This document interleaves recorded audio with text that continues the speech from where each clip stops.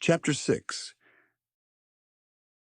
I drove out of Denver Airport in a pus-green Cadillac Eldorado with little more than 2.5 hours between me and where I needed to be at that moment in time.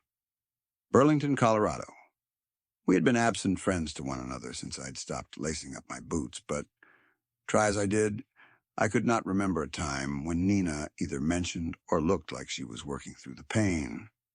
There were times, though, when I had caught her trying to keep things from me. Was this one of those things made easier with distance? My brain was stuck between two grooves, skipping and repeating the same thought process and conclusion over and over again. She couldn't have been hurt. She wasn't hurt. I didn't know she was hurt. She kept things from me in the past. To break from the cycle, when my mind got to she kept things from me in the past, I went with it. Back to a flight into or out of Missouri together. We had been on the road close to 150 days without a break, and were always booked to travel side by side. We ate together, worked together, traveled together, and partied together. In that moment, I felt like I knew Nina Valentine as well as anyone could have ever known anyone, and in knowing her, I knew there was something she was trying to squeak past me. I let it slide until we got the fasten seatbelts light, and then once we were 30,000 feet above her nearest off-road, I began to turn the screw. It began with romance. Which girl in which city I kinda liked, and how, if life was different, I could have seen myself relaxing into a stucco bungalow with a white picket cage and a paper boy. She didn't seem to be too bothered, so I turned it on her, and how maybe the two of us should try to make something together. I mean, we're on the road together. We like each other, and these long journeys can get awful lonely. I placed my hand on her leg, made eye contact with her, and allowed a smirk to dart across my mouth. When she realized I wasn't blowing up our friendship, simply making a point, she batted my hand clear of her and scolded, "You're a know-it-all asshole at times. You ever hear that?" "That's a character I could work with," I replied. "I know what's going on. What I don't know is with who." She gave it all up. Long after Jericho, Marty and myself had tapped out and gone to bed, she drank deeper into the daybreak with one of the pincers and Jimmy. After one particularly heavy night, where we drank a barge dry, she woke to half a recollection of wrestling Jimmy for half the drunken night and most of the early morning. It was a one-time thing right up until the second time it happened. Soon they weren't waiting for everyone to drop off and were arranging little trysts between shows. "Jesus Christ, Neen, he's got 2 decades on you." "I know," she insisted. "And he's married." "I know." I complimented her on the mess she'd managed to cover herself in without ever coming too close to judgment, which she appreciated.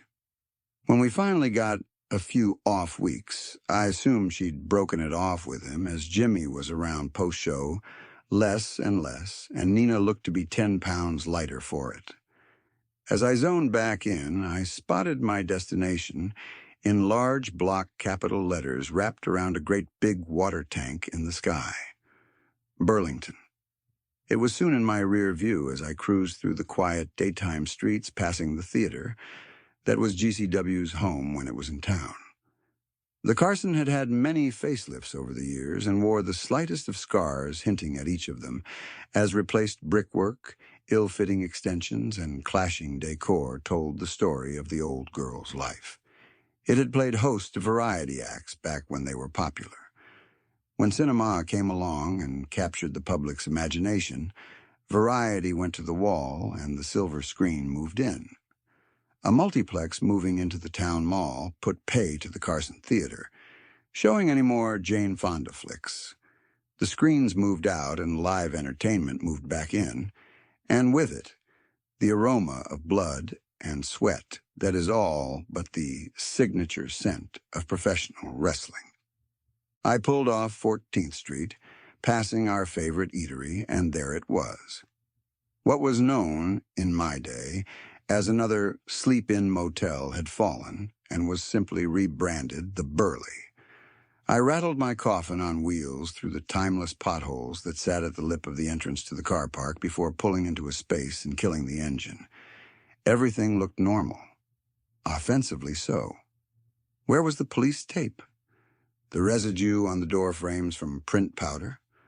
Where were the little pieces of plastic that curl up when you remove them from the adhesive lip of an evidence bag?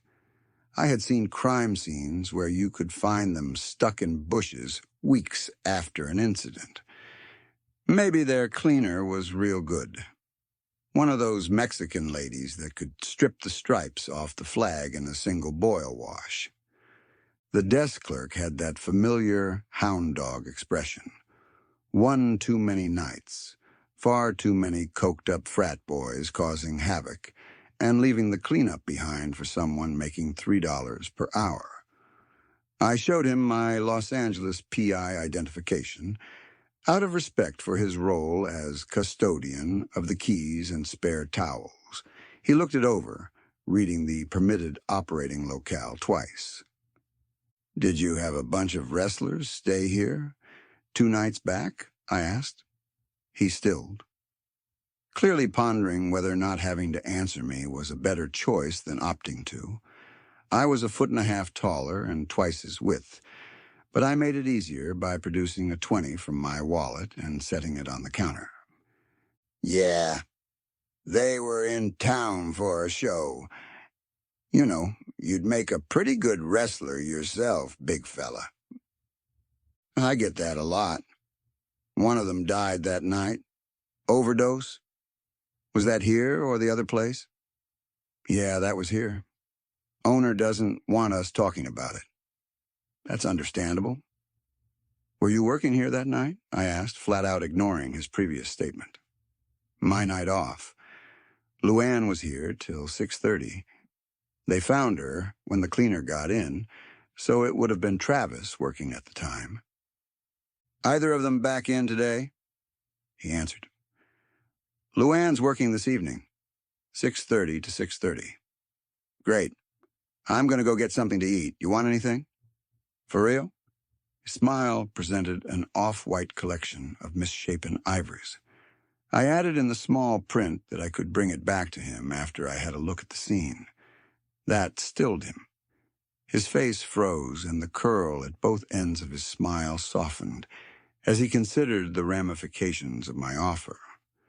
"I don't know about that, mister. The owner isn't keen on the bad press." "I ain't press. I'm a Seamus from L.A. I need a room anyway, so why not book me into the same room? I'm a friend of the family. She was wearing these earrings her grandmother passed down the family line. One's not with the body, so I volunteered to swing by and have a look. It's been okayed by the police and everything. Help me out here." "Damien," he offered. "Damien. You'd be a real hero to a family who are in a lot of pain at the moment." He hesitated for a moment before he reached for the key to room 9 and set it on the counter in front of me. He rang me up and I waited as he put my license number into the book. With his good deed done, I went down to room 9 and waited for a chill as I opened the door. I felt nothing. Nina left no presents behind. I dropped my bag by the door and dragged the slightly graying bedsheets back from the mattress before pulling it out from the wall. There was a small brown speck on the wall which the top corner of the mattress had masked. My eyes mapped its trajectory back towards the lampshade. I switched it on, and the shadow of a smear was projected against the wall. At some point, there had been a confrontation. There had been a slap, and there had been blood splatter, but who was to say it was Nina's, let alone recent? An electric strip fan sat above the headboard. It was a new addition since I'd last lodged here. It circulated the stale beer and cigarette stench that came as standard in these places. I checked along the skirting boards for dropped pills.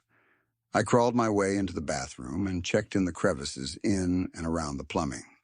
Overdoses were a messy business. Not every pill got swallowed up. Some spilled, dropped and rolled. If there was even one, then it would have lent a gram of credence to something I just couldn't see, no matter how hard I tried to visualize it. After 20 minutes, the tips of my fingers were dirty but pill-free. I sat back against the bathroom doorframe at eye level with the seat of the wooden chair that paired the bureau which every one of these rooms came with. There was a thick black thread that dangled from the base, having snagged on a coarse edge of the seat's frame. I crawled over and plucked it. As I brought it closer, I saw it wasn't thread, but a hair, thick and coarse and dark as night. Like the dried blood, there was nothing that said this was left while Nina was here. I picked myself up from the grubby carpet and sat on the edge of the bed. The notepad that sat by the room's phone was light a few sheets. I took a pencil and scribbled along the page. It brought up a few words that meant nothing to me, but there was also a phone number.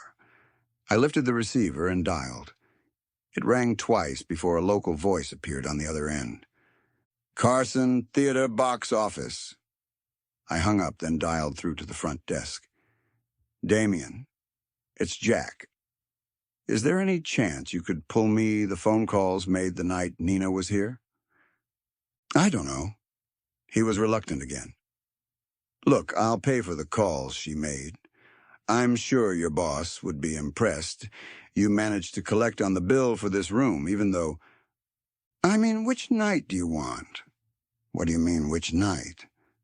Miss Valentine spent 2 nights here, Damien said. 2 nights. That's fine, Damien. I'll take both nights. I'll be up soon. Damien looked like he wanted to start some when I arrived up at the front office without any food for him. I reassured him as best I could that it was coming, but I needed to grab Nina's calls, and after that I'd return to him with a delicious, non-nutritious meal with his name on it, written in grease.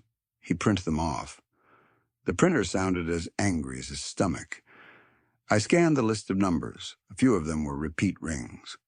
One in particular stood out. It was early on day 1. What time did she check in? I asked. Damien scanned the book. 2:30. The call read 14:34. She'd gone straight to her room and made it. I walked in her footsteps, taking myself back to the room and dialed the number. It rang long enough that my answer machine could have picked it up and deleted it. Eventually, someone answered. What? Barked a strange woman's voice. Where are you picking up from? Are you serious? This is Dick Sprinkle, and you're on WGGN radio for a chance to win $1,000. Where's this phone? Oh, my God. Okay, so I'm at the Easy K Motel by the bus station. Inside or out? I queried. Out. It's a phone booth right outside. Waste of time. I hung up. Whoever she was calling was waiting on her, but there was far too much foot traffic for it to be possible to track down who was loitering with intent. Maybe that was the intent. Nina had arrived earlier than everyone else. She'd called a public payphone in a high-traffic area, and the person had answered. I checked the logs. They had talked for 3 minutes before the call ended. What the hell were you up to, Neen?